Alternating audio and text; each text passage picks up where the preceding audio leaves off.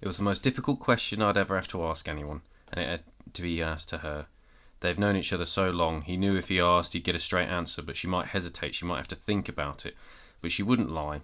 If he could have asked someone else, there might still have been room for that comfort of a lie, but he couldn't, it had to be her. It was difficult too, because he didn't know the question was.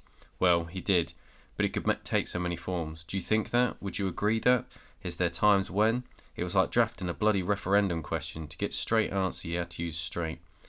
And say not leading, misleading, biased or ambiguous questions. So he spent a lot of time composing it in his head, and he kept being sidetracked by memories of other interruptions, like her coming in to see if he was alright. Of course I'm alright, he said. I've moved since you've asked me 10 minutes ago. It was an hour ago, she said. And you've been on the toilet and back. And that gave him pause for thought. He remembered that a man used to work beside for days said that. That should give a pause for thought. He could see his face, but the name was out of reach. What was he talking about? The unions? The competition? The emergency of the old bugger was anyway. Maybe he was one of those himself. She probably thought that, and the way he sometimes snapped at her. Later he said, "Sit down, will you? I've got something important I want to ask you." She sat, she waited. She bloody knows already, he thought. "Tell me the truth now," he said. "That's all I want, the truth." She nodded. "Go on. Have I got it?" he said. And now, in this moment, his mind photoed him. He'd forgotten the bloody word.